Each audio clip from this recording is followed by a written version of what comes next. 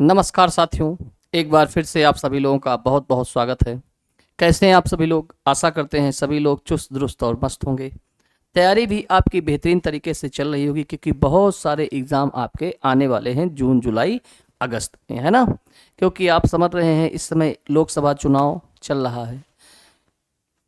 रहा क्या होने वाला है ना?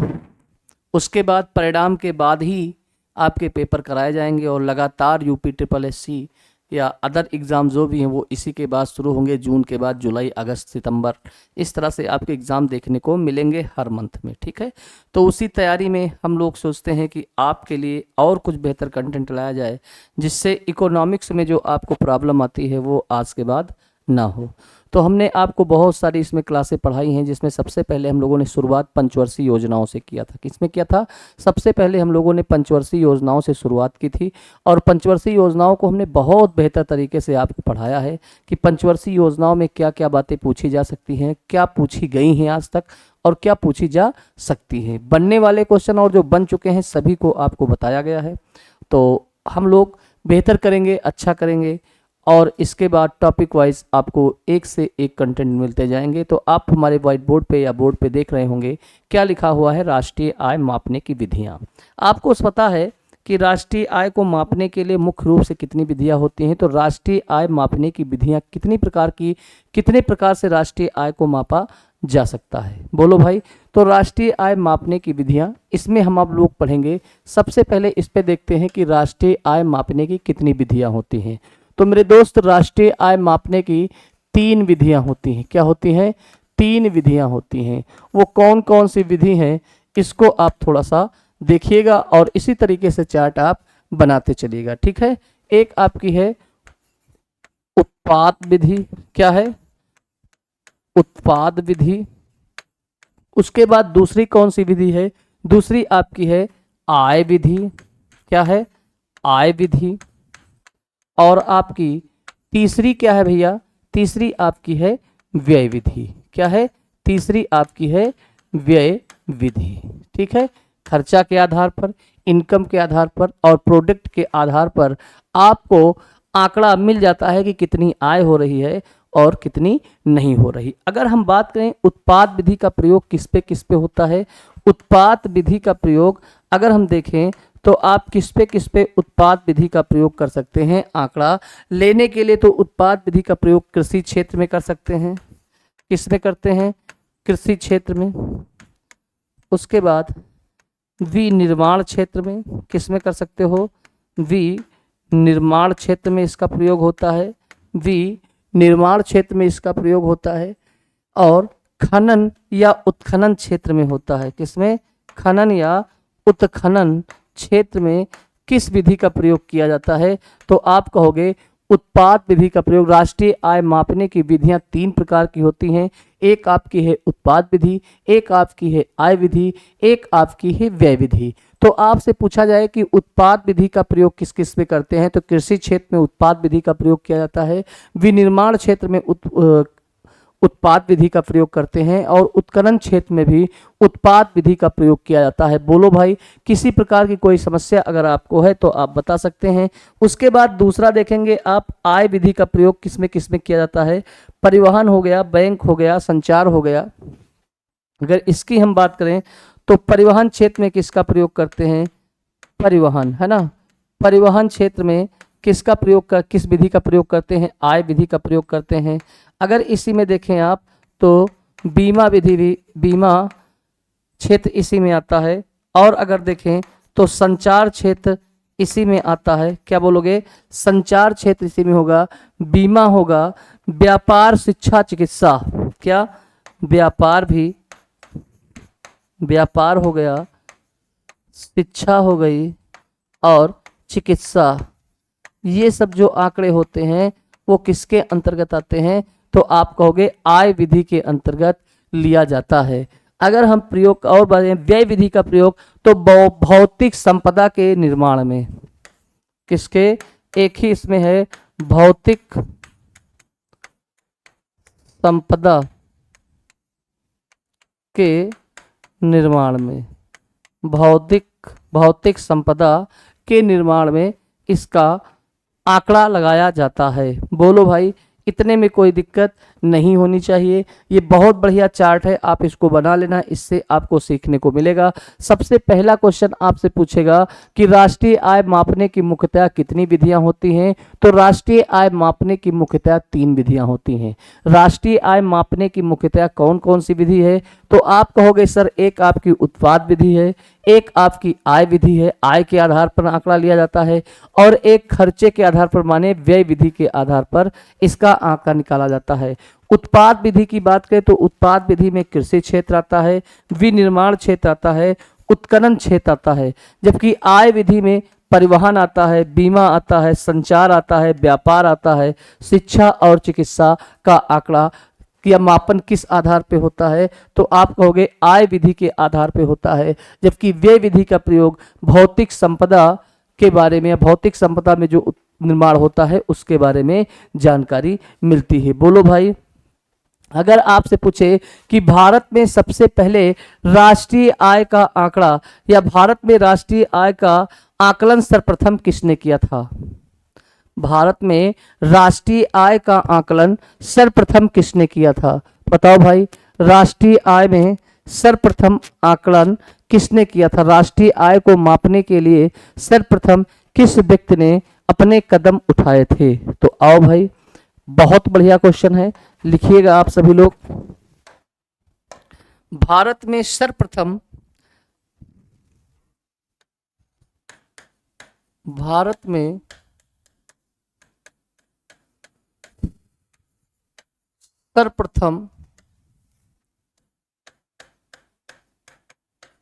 राष्ट्रीय आय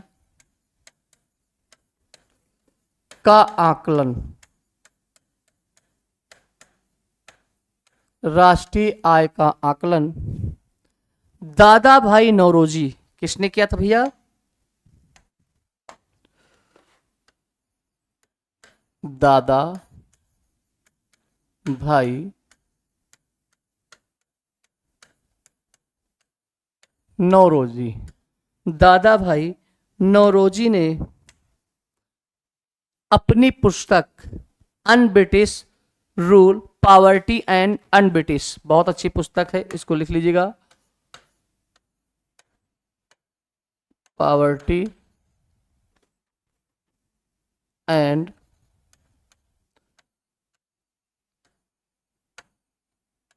अनब्रिटिश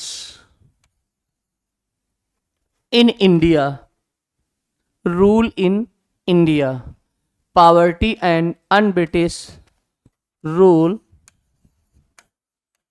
इन इंडिया, ये इनकी पुस्तक है। ठीक है, ये पुस्तक आप याद रखिएगा, कई बार एग्जाम में आपसे पूछा गया है कि poverty and un-British rule in India पुस्तक के लेखक कौन है? तो आप बताओगे दादा भाई नौरोजी हैं। कौन है?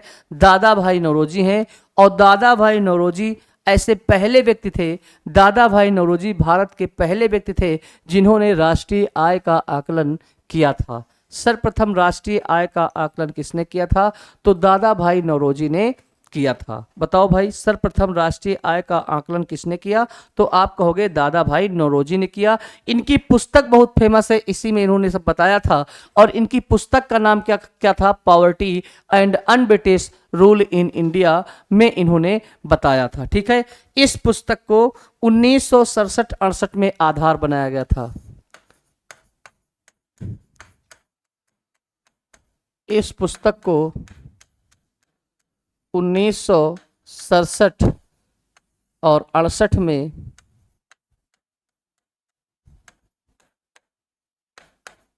आधार बनाया गया था।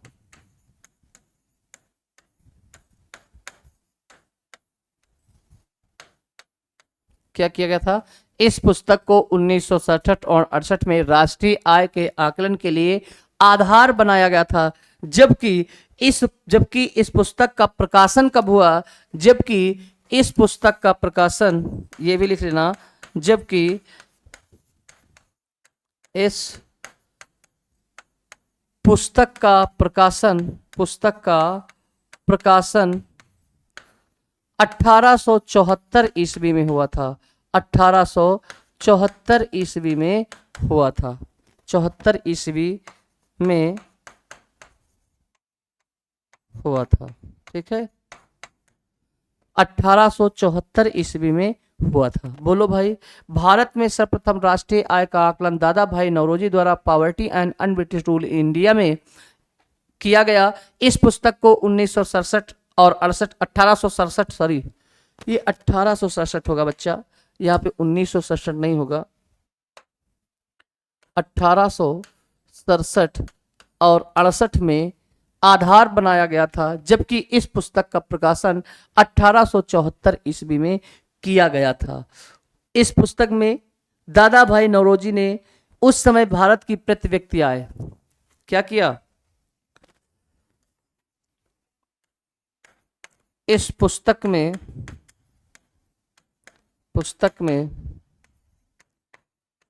उस समय दादा भाई नौरोजी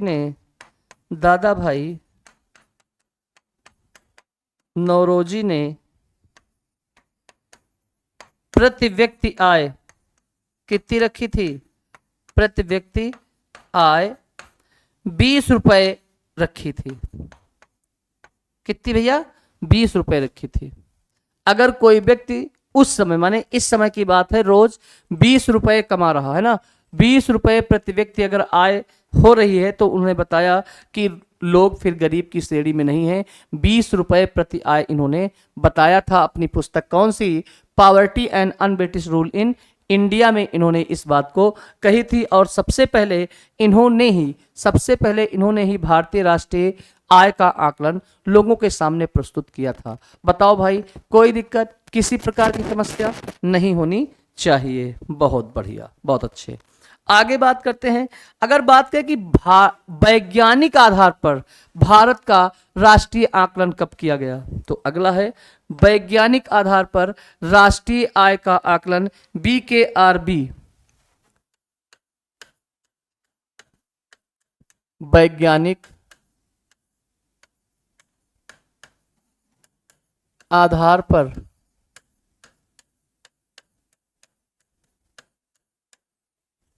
राष्ट्रीय आय का आकलन, वैज्ञानिक आधार पर राष्ट्रीय आय का आकलन सर्वप्रथम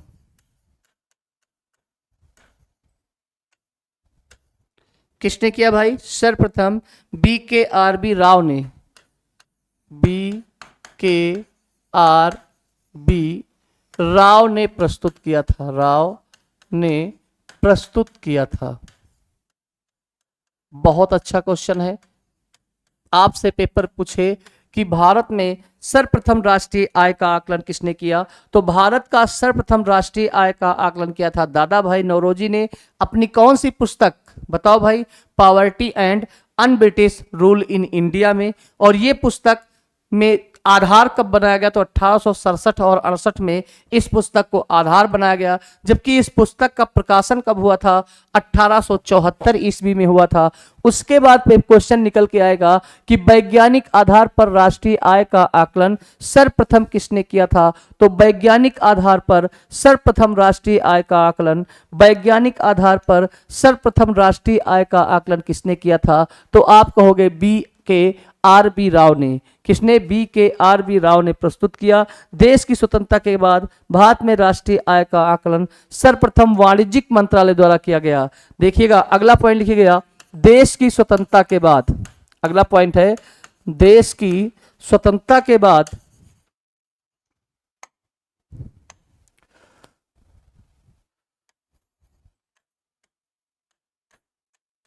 देश की स्वतंत्रता के बाद, देश की स्वतंत्रता के बाद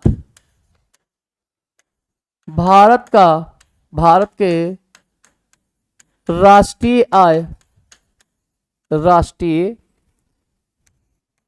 आय का आकलन किसने किया भाई, राष्ट्रीय आय का आकलन सर्वप्रथम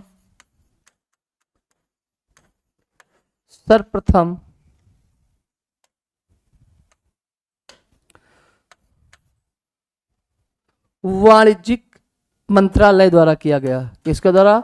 वाणिज्य मंत्रालय द्वारा किया गया। वाणिज्य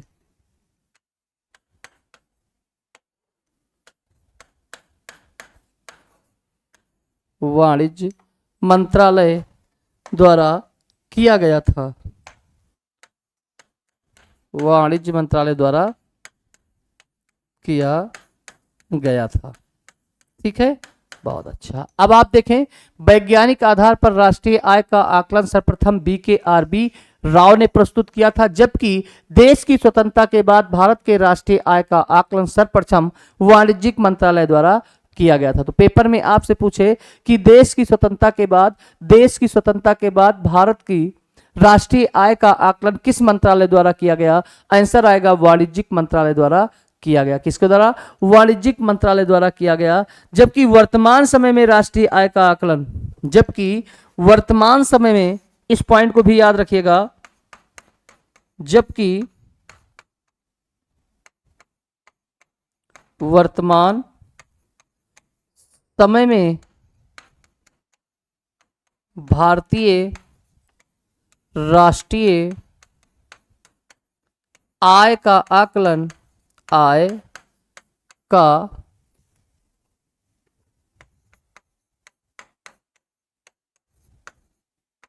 भारतीय राष्ट्रीय आय का आकलन केंद्रीय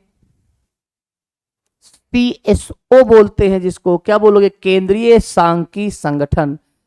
ठीक है, सेंट्रल स्टैटिक ऑर्गेनाइजेशन, क्या बोलेंगे सर?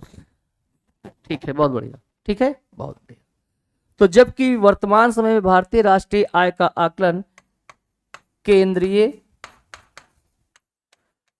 सांख्यिकी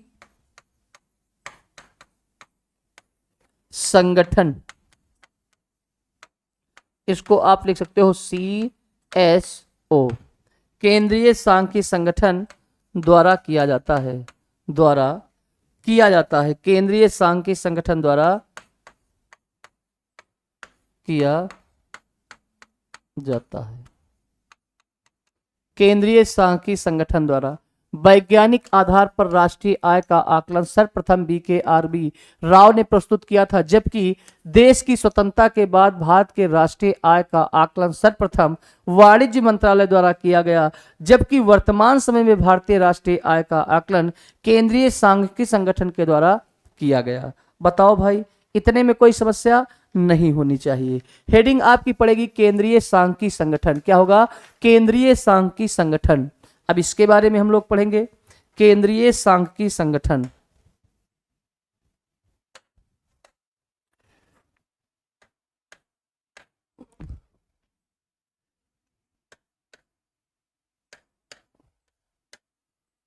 केंद्रीय सांख्यिकी संगठन, केंद्रीय सांख्यिकी संगठन, जिसको बोलते हैं CSO। ठीक है, केंद्रीय सांख्यिकी संगठन के बारे में हम लोग चर्चा करने वाले हैं। सबसे पहले क्या पूछेगा? आपसे पूछेगा केंद्रीय सांख्यिकी संगठन की स्थापना कब की गई थी। तो पहला पॉइंट है केंद्रीय सांख्यिकी संगठन की स्थापना, केंद्रीय सांख्यिकी संगठन की स्थापना 1949 में, ध्यान देना इस बात को, 1949 में एक स्वतंत्र इकाई के रूप में किया गया था। एक स्वतंत्र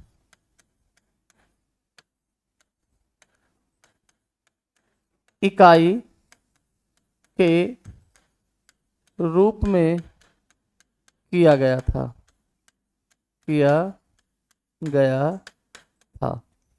केंद्रीय सांख्यिकी संगठन की स्थापना 1949 ईस्वी में एक स्वतंत्र इकाई के रूप में किया गया था, और इसने, जबकि 1951 में पुनः इसे केंद्रीय मंत्रिमंडल के सचिवालय में स्थापित किया गया और 1951 में क्या किया गया, जबकि 1951 में इसे पुनः केंद्रीय मंत्रिमंडल के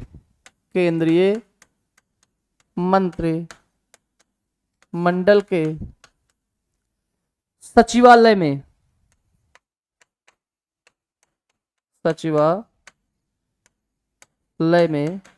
स्थापित किया गया। सचिवालय में स्थापित किया गया। ठीक है, तो थोड़ा देखते हैं केंद्रीय सांख्यिकी संगठन, सीएसओ बोलते हैं केंद्रीय सांख्यिकी संगठन की स्थापना 1949। इस बात को ध्यान रखिएगा, ये बहुत इंपॉर्टेंट है कि केंद्रीय सांख्यिकी संगठन की स्थापना कब हुई। तो केंद्रीय सांख्यिकी संगठन की स्थापना 1949 में हुई थी। यह एक स्वतंत्र इकाई के रूप में काम किया था, जबकि 1951 में इसे पुनः केंद्रीय मंत्रिमंडल के सचिवालय में स्थापित किया गया था। केंद्रीय मंत्रिमंडल में इसे पुनः कब स्थापित किया गया, तो केंद्रीय मंत्रिमंडल में इसे 1951 ईस्वी में पुनः स्थापित किया गया था। और सीएसओ ने पहली बार राष्ट्रीय आकलन 1955 में श्वेत पत्र के नाम से प्रस्तुत किया था। इस बात को ध्यान रखना, नोट करके लिख लीजिएगा, ये बहुत इंपॉर्टेंट है, नोट करके लिख लीजिएगा। क्या नोट करेंगे कि केंद्रीय सांख्यिकी संगठन ने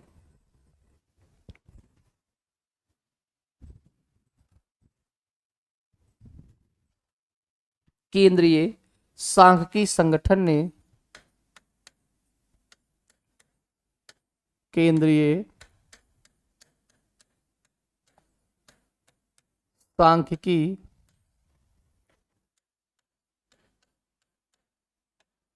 संगठन ने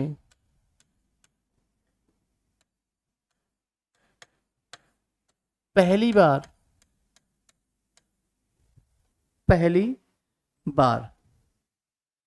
1955 में, किसमें, 1955 में 1955 में केंद्रीय सांख्यिकी संगठन ने पहली बार 1955 में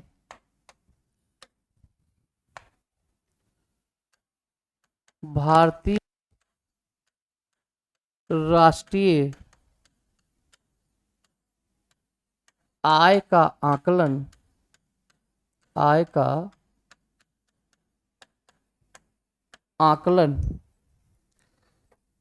श्वेत पत्र के नाम से किया था।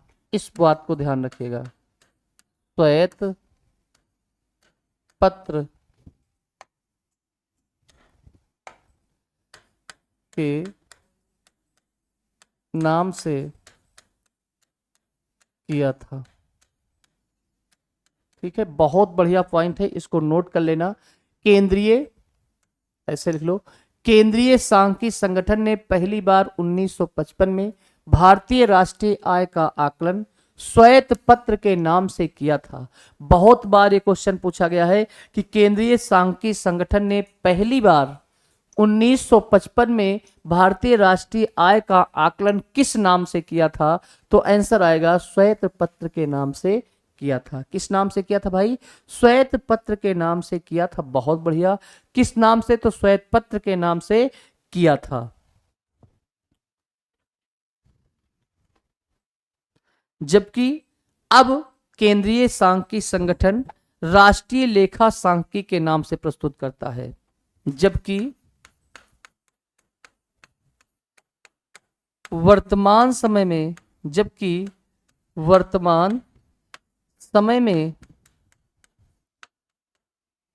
केंद्रीय सांख्यिकी संगठन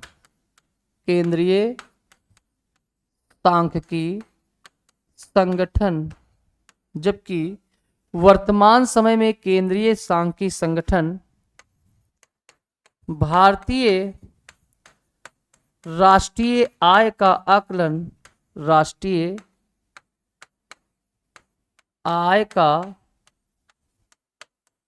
आकलन किस नाम से करती है? राष्ट्रीय लेखिका सांख्यिकी। आकलन राष्ट्रीय लेखा सांख्यिकी के नाम से करती है। सांख्यिकी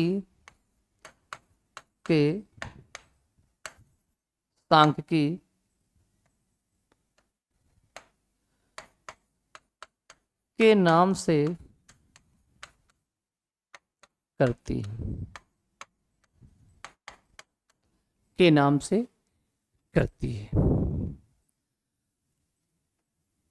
और राष्ट्रीय आय के आकलन के लिए अगला पॉइंट है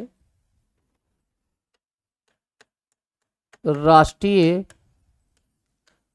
आय के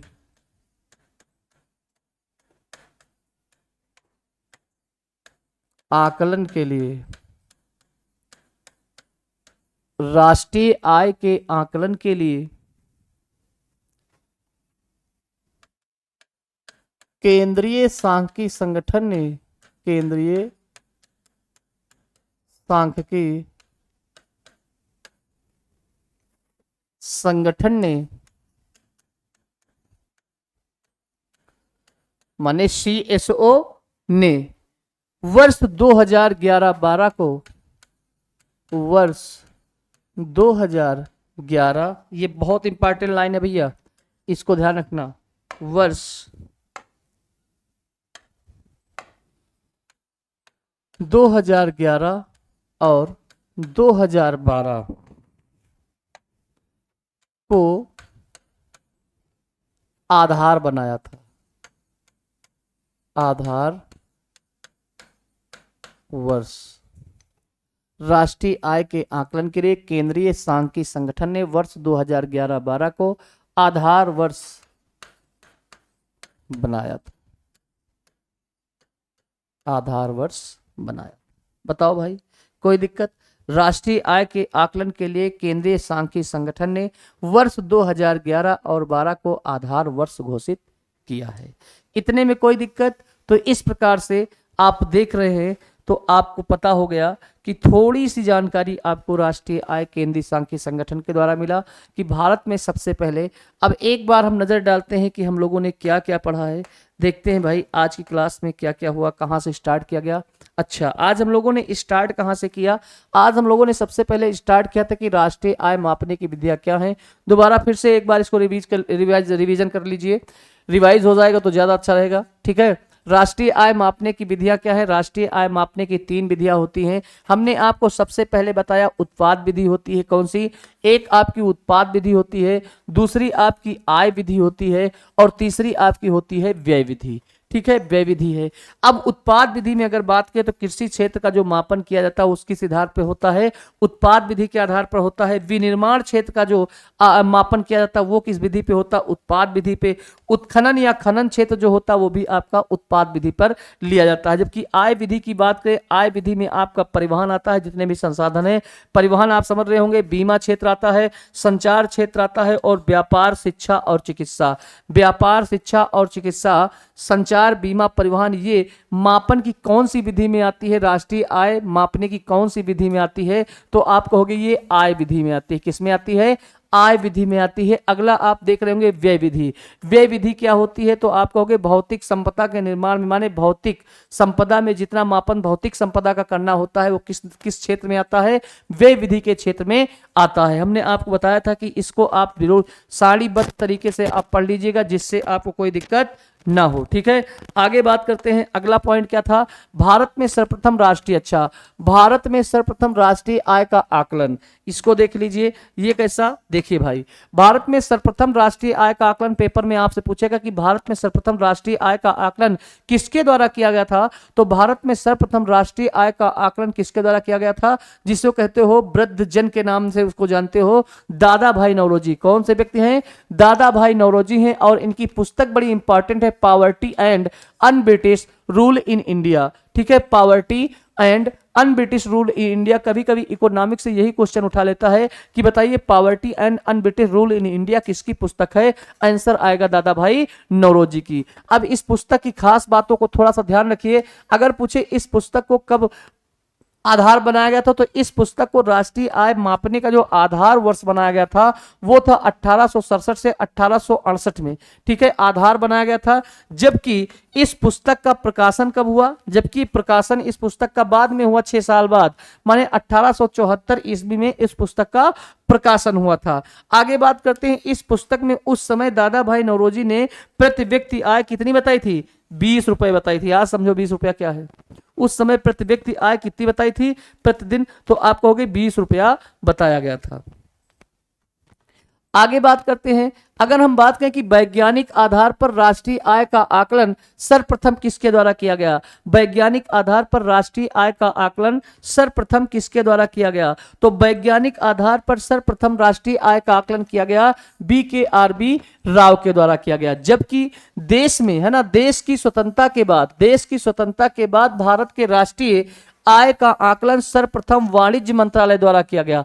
बहुत बढ़िया क्वेश्चन आएगा कि देश की स्वतंत्रता के बाद भारत के राष्ट्रीय आय का आकलन सर्वप्रथम किस मंत्रालय द्वारा किया गया? तो आंसर आएगा वाणिज्य मंत्रालय द्वारा किया गया। जबकि वर्तमान समय में भारतीय राष्ट्रीय आय का आकलन केंद्रीय सांख्यिकी संगठन, वर्तमान समय में भारतीय राष्ट्रीय आय का आकलन कौन करता है? तो केंद्रीय सांख्यिकी संगठन द्वारा किया जाता है। बताओ यस कि नो? बिल्कुल सही। भारतीय राष्ट्रीय आय का आकलन केंद्रीय सांख्यिकी संगठन, जिसको CSO बोलते हैं, इसकी स्थापना 1949 में होती है।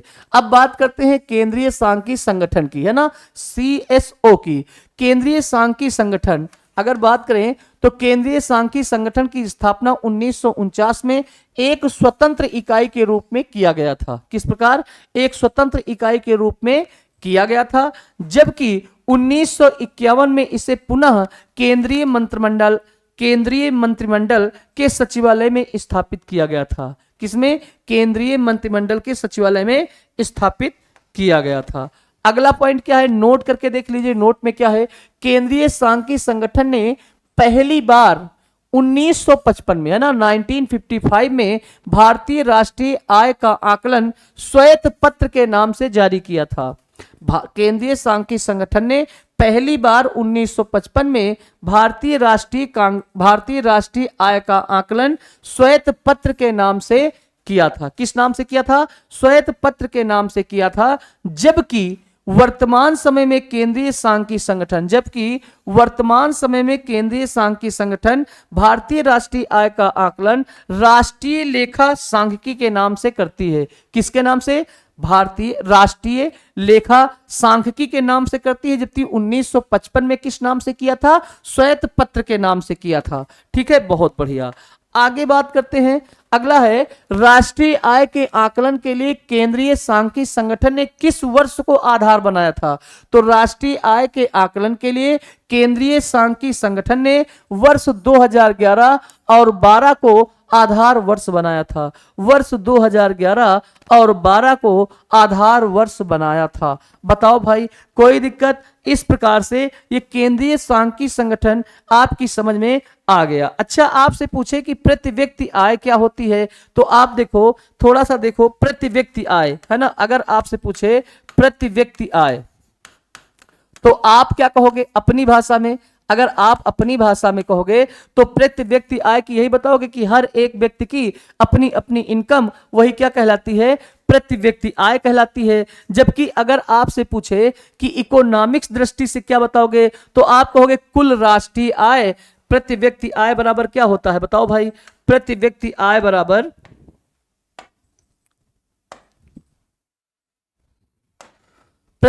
आय बराबर होता है कुल राष्ट्रीय आय। क्या भैया? कुल राष्ट्रीय आय। ये फार्मूला आपको आना चाहिए। कुल राष्ट्रीय आय अपान कुल जनसंख्या क्या होगी? कुल जनसंख्या। ये आपकी क्या कहलाएगी? ये कहलाएगी प्रति व्यक्ति आय कहलाती है। बोलो भाई, बात समझ में आई कि नहीं? कुल राष्ट्रीय आय माने भारत का जितना इनकम है और जितनी जनसंख्या है उससे भाग कर दो, प्रति व्यक्ति आय निकल के आ जाएगा। बोलो भाई, किसी प्रकार की समस्या नहीं होनी चाहिए। बहुत बढ़िया। तो एक फार्मूला और पता चला कि प्रति व्यक्ति आय, अगर साधारण भाषा में देखोगे तो प्रति व्यक्ति आय का मतलब होता है हर एक व्यक्ति की अपनी अपनी इनकम क्या कहलाती है, प्रति व्यक्ति आय कहलाती है। लेकिन इकोनॉमिक्स की दृष्टि से अगर देखोगे कि सर प्रति व्यक्ति आय बराबर क्या होती है, तो आप कहोगे कुल राष्ट्रीय आय, माने हमारे देश में जितना आय हुआ है बटे कुल जनसंख्या, जितनी जनसंख्या है उससे डिवाइड कर दोगे, प्रति व्यक्ति आय निकल के सामने आ जाएगी। बोलो यस कि नो। बहुत बढ़िया। इतनी बात तो समझ में आई। बहुत बढ़िया, बहुत अच्छे।